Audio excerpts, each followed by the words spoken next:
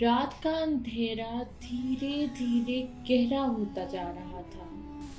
ہواؤں میں عجیب سی بے چینی تھی اور حضرت یعقوب علیہ السلام کے گھر کے اندر ایک ایسی آگ بھڑک رہی تھی جو نظر نہیں آتی تھی مگر دلوں کو جلا رہی تھی۔ یہ آگ تھی حسد کی آگ۔ حضرت یوسف علیہ السلام، وہ معصوم چہرہ، وہ نور سے چمکتا ماتھا، وہ سچائی سے بھری آنکھیں، ان کی ہر بات میں معصومیت تھی، ہر مسکراہٹ میں پاکیزگی، مگر ان کے بھائیوں کے دلوں میں اندھیرا بڑھتا جا رہا تھا۔ انہوں نے دیکھا کہ حضرت یعقوب علیہ السلام کا جھکاؤ حضرت یوسف علیہ السلام کی طرف زیادہ ہے۔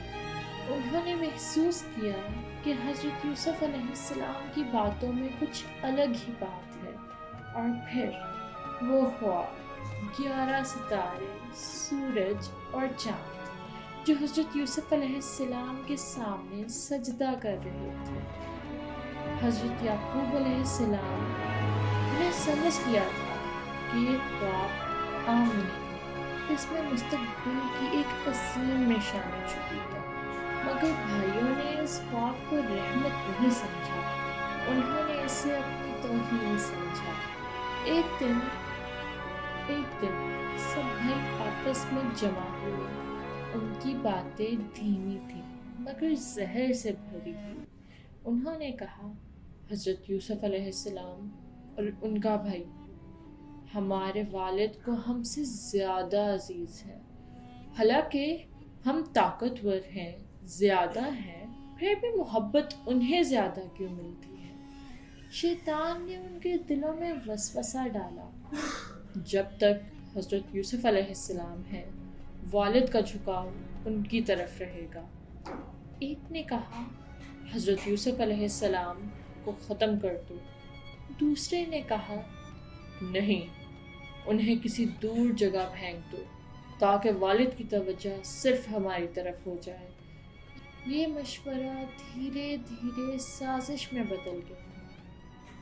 حضرت یوسف علیہ السلام کو کچھ خبر نہ تھی، وہ تو اپنے والد کے پاس بیٹھ کر علم حاصل کرتے، ان کی خدمت کرتے اور اپنے رب کی یاد میں ڈوبے رہتے۔ حضرت یعقوب علیہ السلام کا دل کبھی کبھی بے چین ہو جاتا، وہ حضرت یوسف علیہ السلام کو دیکھ کر دعا کرتے، یا اللہ، میرے اس بیٹے کی حفاظت فرما۔ مگر تقدیر اپنا سفر شروع کر چکی تھی۔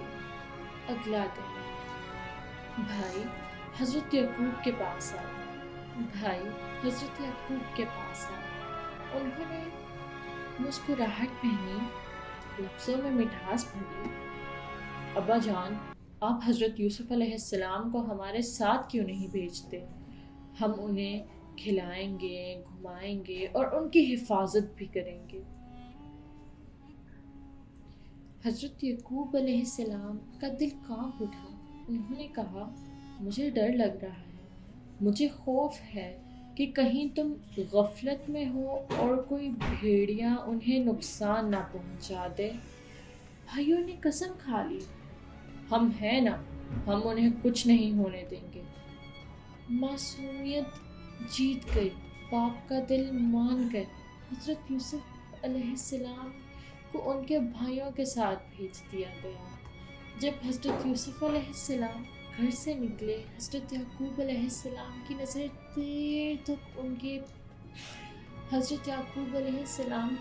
دیر تک ان کا پیچھا کرتی رہی۔ ان کا دل کہہ رہا تھا، کچھ ٹھیک نہیں ہے، مگر انہوں نے اپنا معاملہ اللہ کے حوالے کر دیا۔ جنگل کی طرف سفر شروع ہوا۔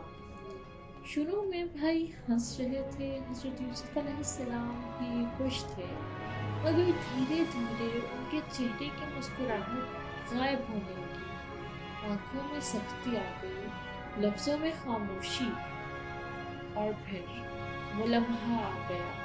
انہوں نے حضرت یوسف علیہ السلام کو گھیر لیا۔ معصوم حضرت یوسف حیران رہ گئے، بھائیوں، کیا ہوا؟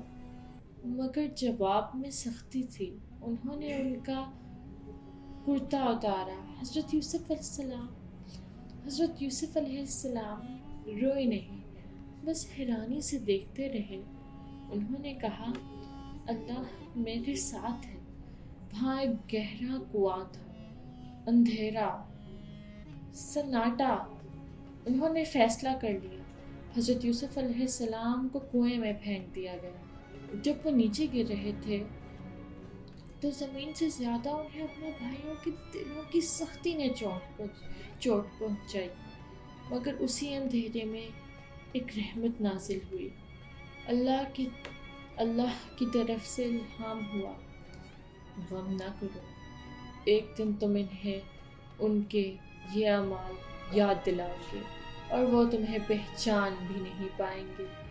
حضرت یوسف علیہ السلام نے اندھیرے کنویں میں بھی اپنے رب پر بھروسہ رکھا۔ ان کا دل روشن تھا۔ ادھر بھائیوں نے اپنی کہانی تیار کی۔ انہوں نے ایک بکری ذبح کی اور اس کا خون حضرت یوسف علیہ السلام کے کرتے پر لگا دیا۔ رات کو وہ روتے ہوئے گھر گئے۔ ابا جان، ہم دوڑ لگا رہے تھے، حضرت یوسف علیہ السلام کو سامان کے پاس چھوڑ دیا تھا، بھیڑیا آ گئے۔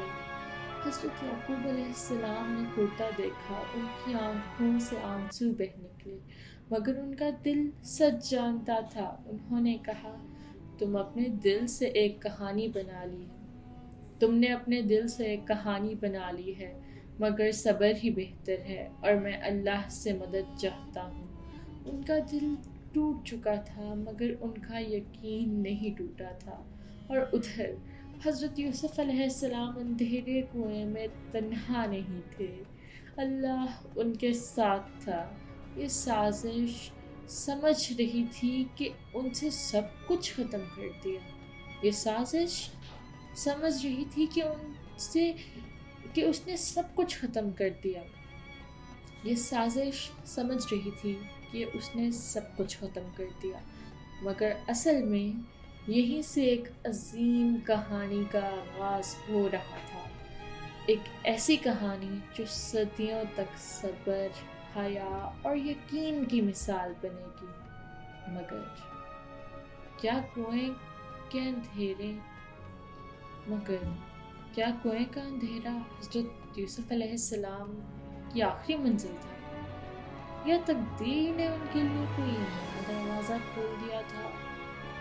کیا کوئی مسافر انہیں دیکھے گا، یا وہ اندھیرے میں ہی رہ جائیں گے؟ اگلا ایپیسوڈ کنویں سے قافلے تک، اور قافلے سے مصر تک کا حیرت انگیز سفر۔ کیا ہونے والا ہے حضرت یوسف علیہ السلام کے ساتھ؟